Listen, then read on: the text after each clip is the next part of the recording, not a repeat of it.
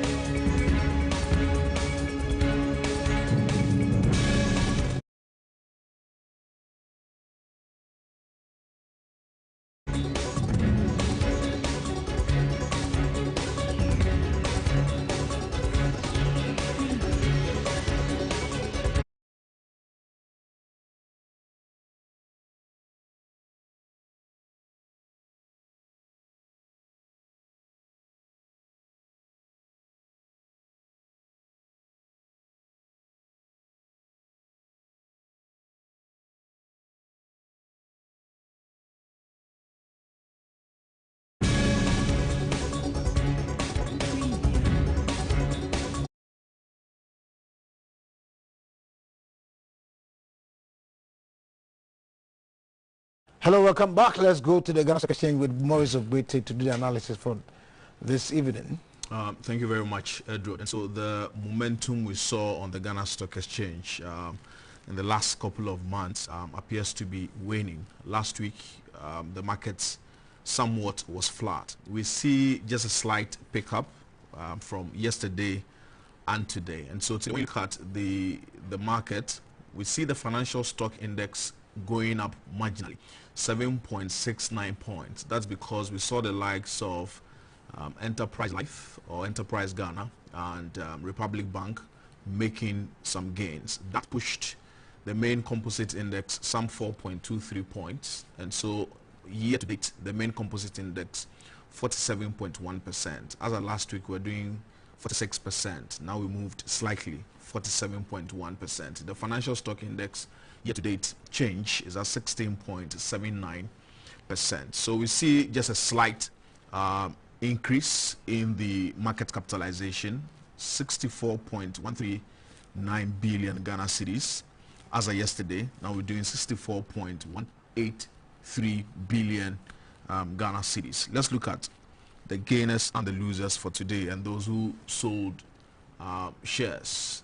So we see, as I said, Enterprise Ghana Limited, they gained a peso on their shares. So as I yesterday, they were doing 2 cedi 50 pesos. Today they're doing 2 cedi 51 pesos. They sold some 2,000 shares valued at 5,020 Ghana cedis. And then we saw Republic Bank coming to the market in a very long while.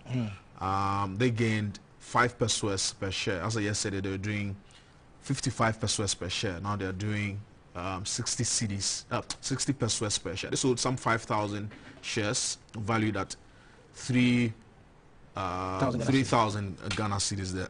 But at the end of the day, it was MTN Ghana which sold the most shares. This is MTN Ghana. They sold some 249,410 shares valued at 299,292 Ghana cedis. That was followed by Stanchart. So we saw Stanchart, they sold some 10,000 shares. Wow. And because of the value of their shares, a Stanchart share is at 20 cedis 35 pesos. That's just one share huge, of yeah.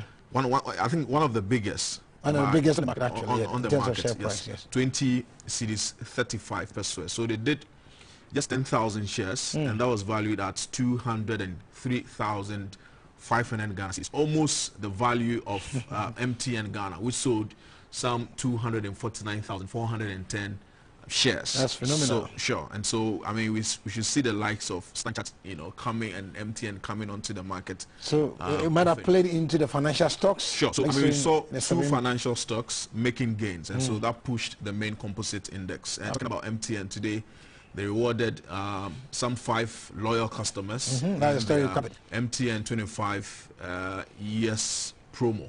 You know, it was a Hyundai Sonata 2020 edition, very flashy and classy. Wow! And so maybe you want to try it. you want to join the promo because there are some more twin. Unfortunately, you know, I'm not that. All right. So that's how the market is looking like. Fantastic. Sure. Great. So that was Maurice, a great to give us an update and even talking to us about MTN promo, that 25 years. And 5 people, I believe you said about, talk about a teacher from Goso. 3 of them were teachers. 3 of them were teachers that had this ultimate prize of driving away Sonata. But perhaps you'll be the next person to join that wagon. But let's go straight to West Legon, where a family business is thriving. We're talking about Tiger Nut Vim Juice. This company is doing massively well. And today we decided to move out there to do the SME narrative. So let's take a listen.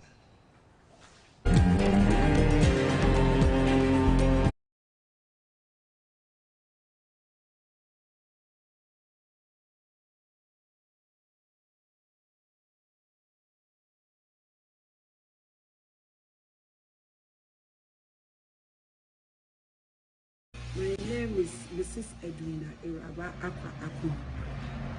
There are several nuts out there. Why Tiger Nut?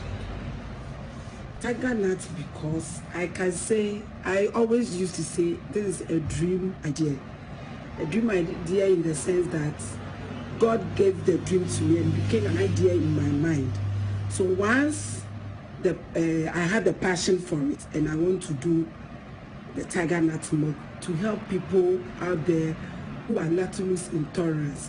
I said, beside that, too, you know, I run a pharmacy shop. I know the importance of taking the ordinary milk out there, and rather that people get faced with that type of milk. So we decided to come out to help people who are with intolerance and lactose intolerance, and then the health benefits as well. You know, Tiger Nut has a lot of benefits. It's good for the heart. It has vitamin E, the skin, and a whole lot, calcium and other things. So we thought it wise to produce that one to help Ghanaians as a whole to enjoy it very well, especially for breakfast and then as a snack as well. Now, welcome back to Market Avenue on SME Narrative. Today we are talking to, like I said, Vim Tiger Nut Juice producers based at West Legon in Accra. It's one of the best Tiger Nut juice I've ever tasted. I must tell you, you need to give it a try. Now, welcome to Market Avenue, John. Thank you very much, Marco. Great to have you. Thank you very much. Now, tell me, when did you start? Okay, let's start from what was your mom doing? What were you doing before you started the Tiger Nut juice production? Okay, thank you very much for the question. Edjo Enterprise Limited has basically been a pharmaceutical company from the beginning. Somewhere around 2000, we started exporting pineapple, but later we halted because the kind of pineapple species that our importers wanted wasn't what we were producing. So we had to, halt our production because, changing over from smooth kind to MB2, which was MB2 was what our importers wanted, but we were producing smooth kind. Changing over was capital intensive and labor intensive, so we had to halt for a while. Yeah, until lately we are about to resume the pineapple production as well. So basically, Edjo Enterprise Limited is food processing and then pharmaceuticals as well. How was the first production like? Yes, so currently we have farmlands that we produce parts of the tiger nuts, but I would say largely the large supply comes from farmers around. Yes, at a point we even have a lot of supplies. They call us, and then we would have to schedule them across because the supply is just so much. Funny enough, it's just so much. Probably maybe we are not also producing much, so we don't see the comparative analysis, but yeah, we do have supply and we don't suffer to get. Yes. Where do you get your supply lines, source of supply? Is it from Accra or we hear they produce tiger nut from Bojuase and Kwewu areas?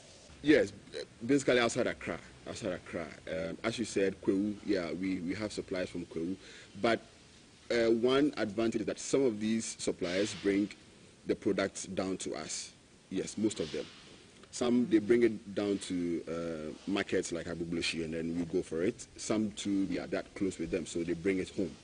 Yes. So, yeah, so basically those are the ways that we get the supplies. Production of tiger nut, is it an all-year-round business or a seasonal? Tiger nut is seasonal, but people preserve it. The farmers preserve it through the drying method. So if you have a warehouse that you can dry and store, you'll be able to keep it all year round, thereby supplying whoever needs it, like us. Yes. So that's what I said from the beginning. We don't get short of supply. In fact, our suppliers are even more than expected. Yeah, because of how it is. When you dry, it keeps longer. You know, it stays longer. So you're able to get it and use it for whatever you want to use it for. Yeah. The first time that you did the production, how were you able to market? How difficult and how easy was it to market a tiger nut juice?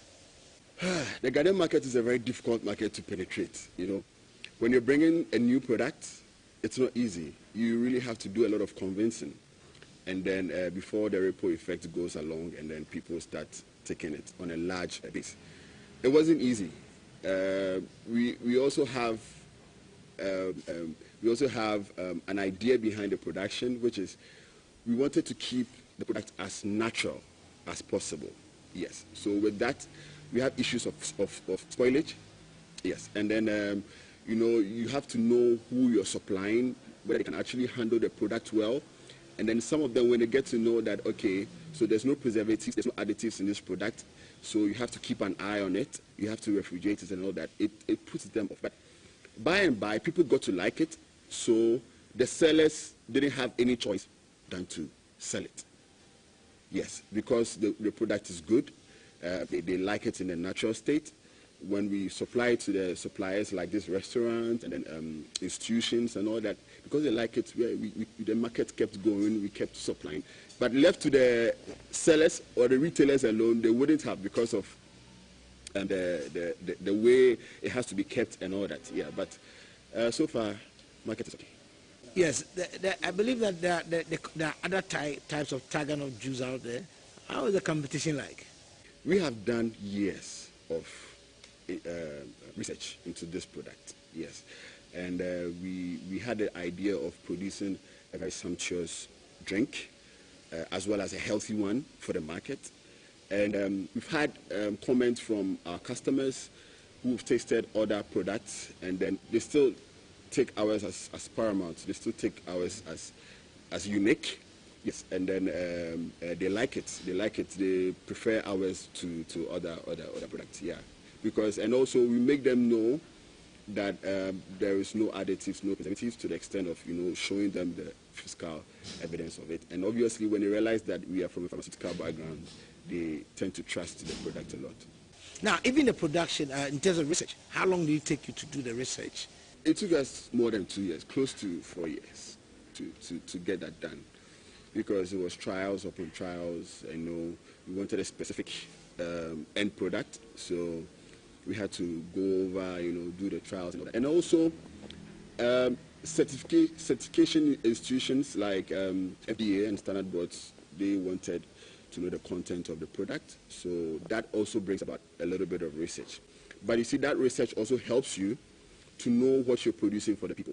It helps you to know amount of nutrients in it, the vitamins, and then the right quantity which you're supposed to, you know, add up and then subtract to get a right end product for your customers. Because as the saying goes, too much of everything is bad. Even though fruits and vegetables are good, you shouldn't take them overly. You should take them in the right proportion so that the body would consume it and give it the necessary strength that you want. So the research was very important, and it took us close to 4 years.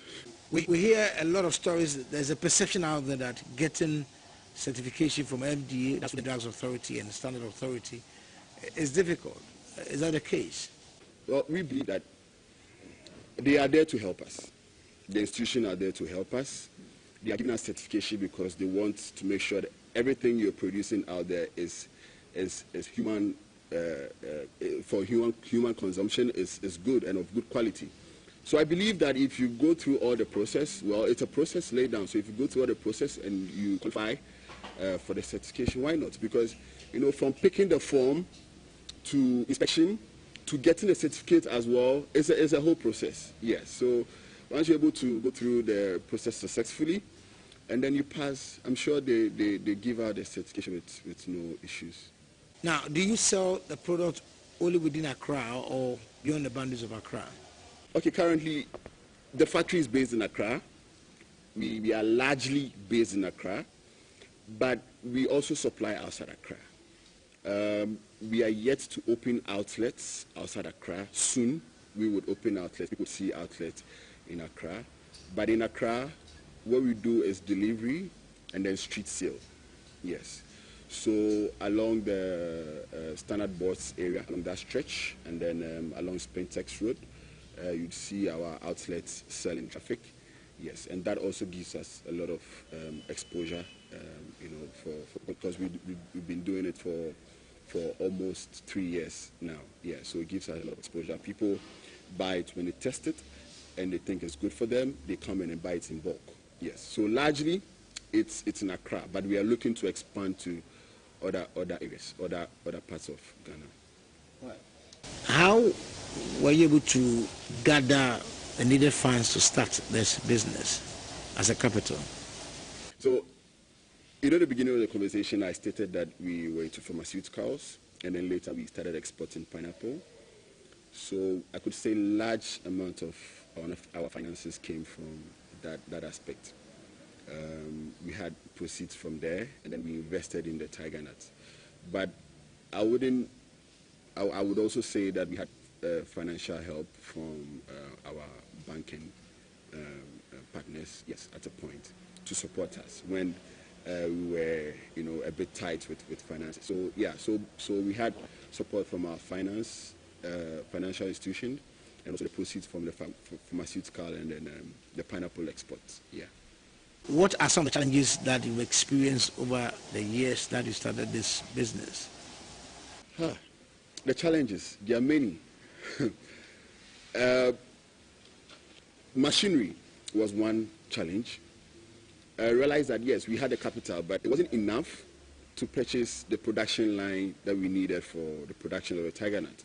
So machinery, you know, not necessarily for SMEs, not necessarily financial institutions, but if you're able to get the production line itself to start business, it's a great help.